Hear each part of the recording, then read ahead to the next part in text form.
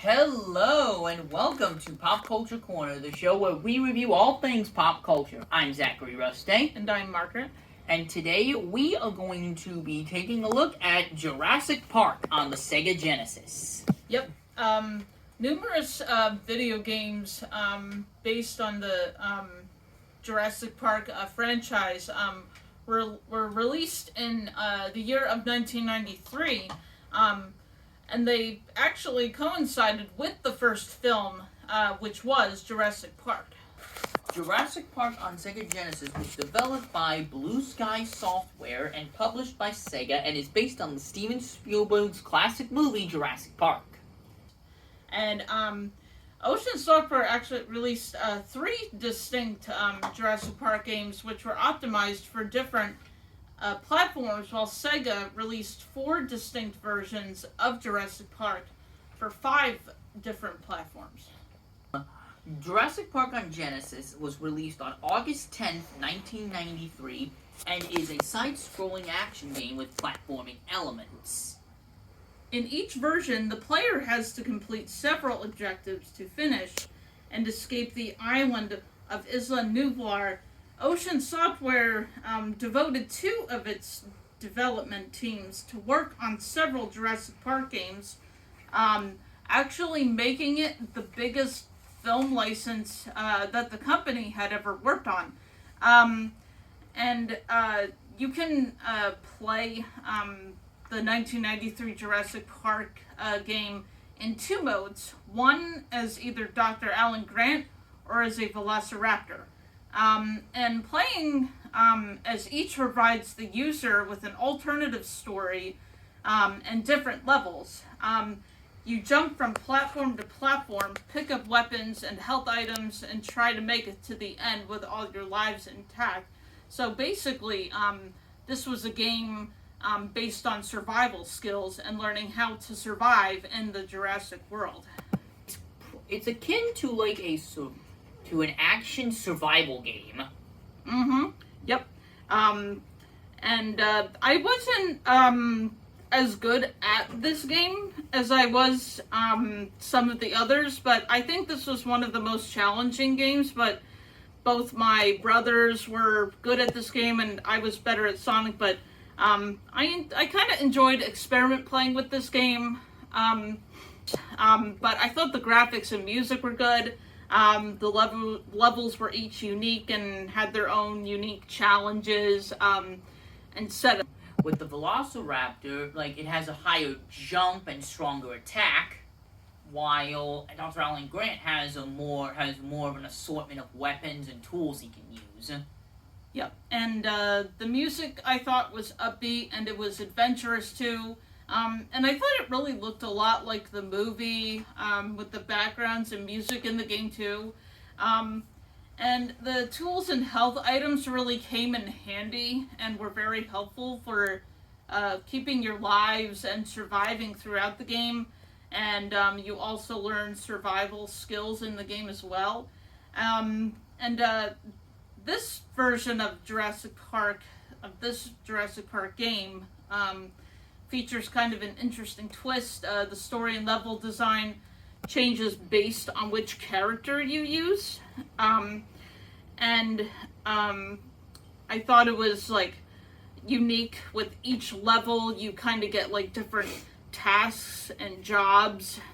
So each level is unique with its own tasks and things that you have to complete in order to complete the game.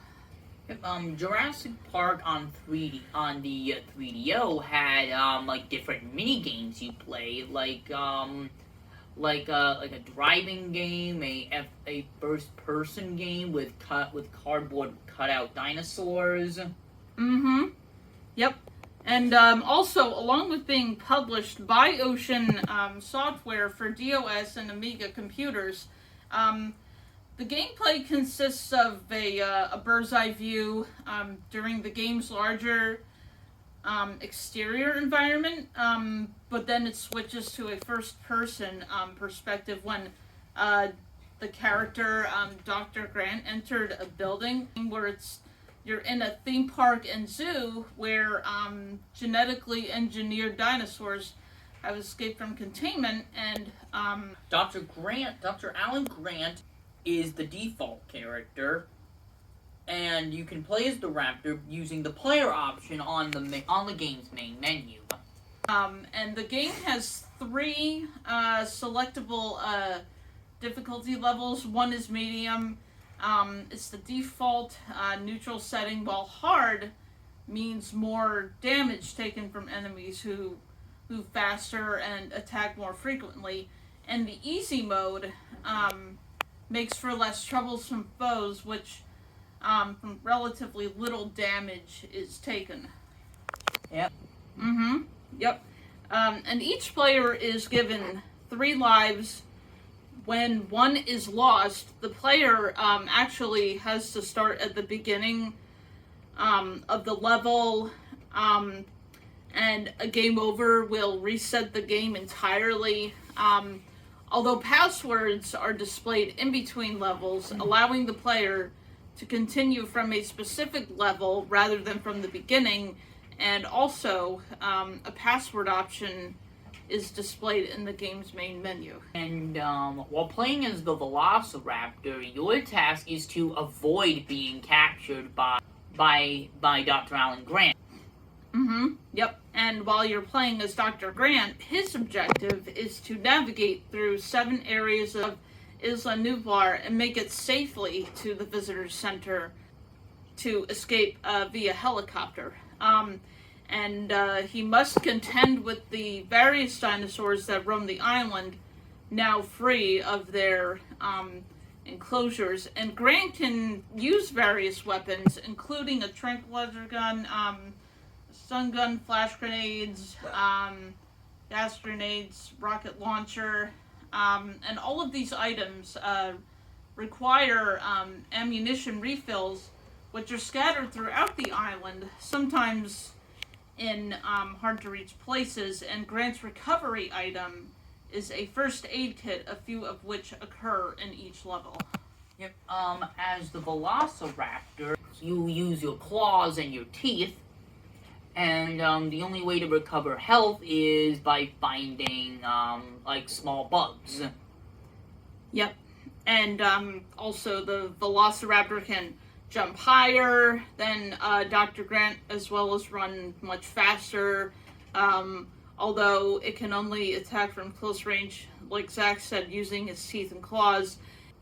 And the raptor's goal is to elude or eliminate the Jurassic Park security guards and corner Grant at the visitor center. Also, along the way, stray dinosaurs can be kind of distracting or bothersome for the raptor, who can knock them out. The enemy guards wield grenades and missiles, but can easily be overpowered by the raptor, although the final level increases the guard's presence and the temperament. You can use stealth, which was uncommon at the time with action adventure games.